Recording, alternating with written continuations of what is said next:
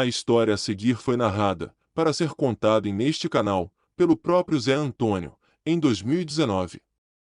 Os tios do narrador ainda moram no local dos acontecimentos em Caxias, onde ele fez questão de conhecer o lugar e gravou muitas histórias.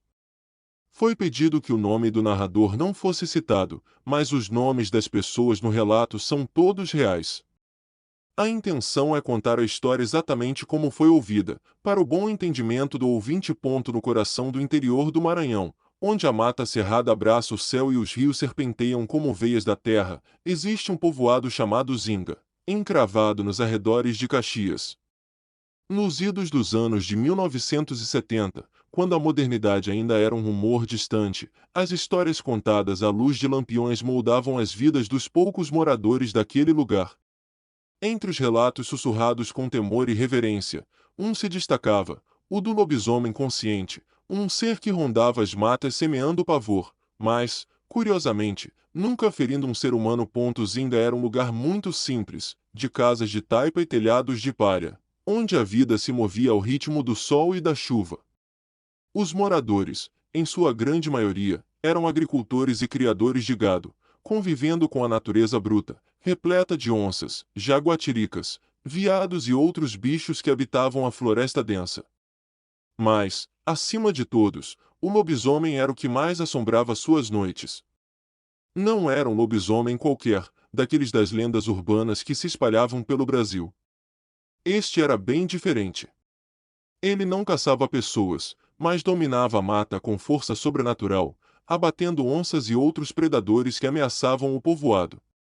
Os mais velhos contavam que, ao amanhecer, era muito comum encontrar carcaças de onças rasgadas com muita violência, como se uma fera ainda maior tivesse passado por ali. Apesar do alívio que sentiam ao verem seus temidos predadores reduzidos a restos, o pavor do desconhecido nunca os abandonava. Os sons da noite em Zinga eram uma sinfonia de terror, uivos guturais, galhos estalando, árvores tombando e rugidos que misturavam ronronar de felinos com algo mais primal ecoavam pela mata. Ninguém se atrevia a sair de casa após as 5 horas, quando o sol começava a descer no horizonte. Os que precisavam ir à cidade de Caxias para comprar mantimentos ou vender produtos faziam questão de partir bem cedo, retornando antes que a tarde avançasse.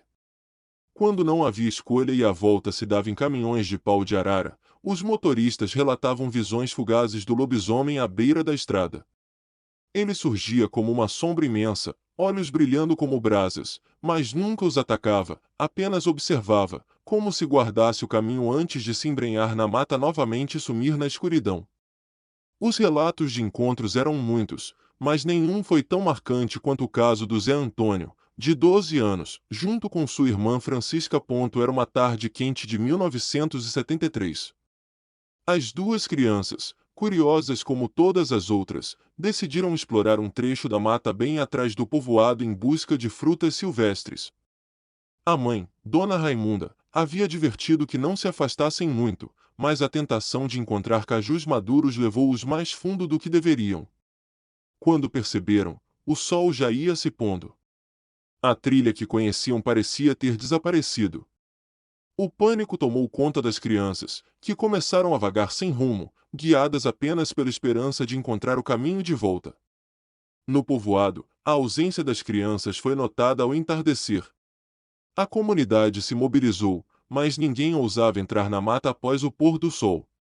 O medo do lobisomem era maior que a coragem de qualquer homem. Conforme a noite caía, aqueles uivos começaram. Eram diferentes, mais agudos, quase lamentos. Gritos estridentes cortavam o ar e o povoado inteiro se recolheu em suas casas, rezando para que as crianças não tivessem encontrado o destino que todos temiam.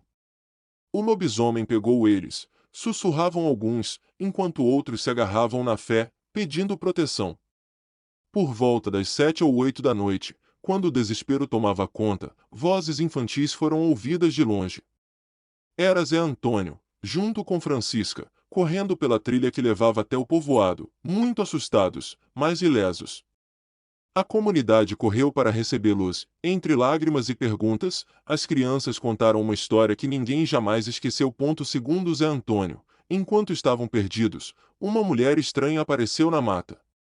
Ela tinha cabelos longos e grisalhos, olhos fundos e uma voz que parecia vir de outro mundo.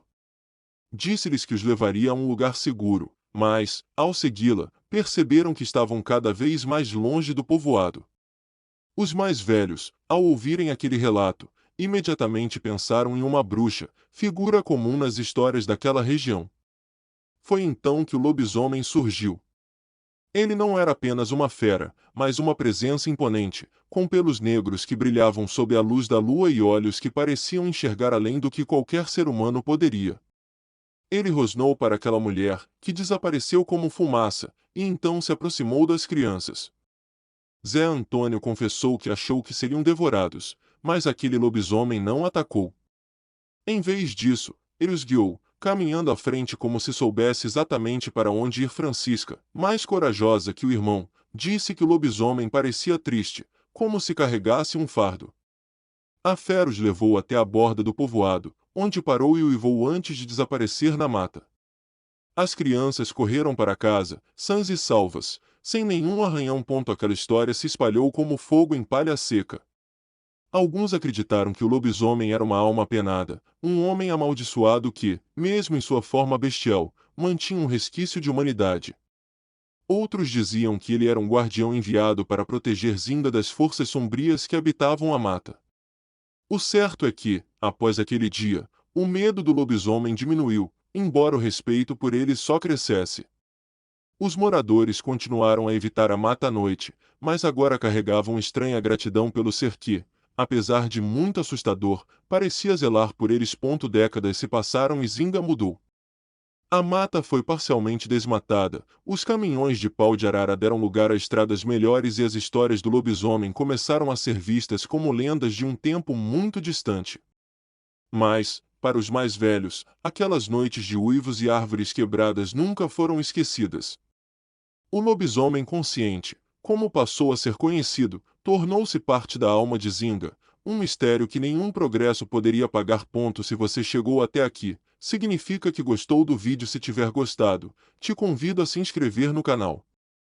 Basta apertar no botão vermelho abaixo que aparece na tela e ativar também o sino das notificações. Fazendo isso, você sempre será avisado quando sair vídeo novo, já que postamos diariamente. Deixe o like para fortalecer o canal e compartilhe o vídeo para que outras pessoas vejam e assistam. Fazendo isso, vocês não só estarão ajudando o canal, mas também a mim. E se fez isso, muito obrigado. Me despeço de todos e vou ficando por aqui. Fiquem com Deus e até a próxima.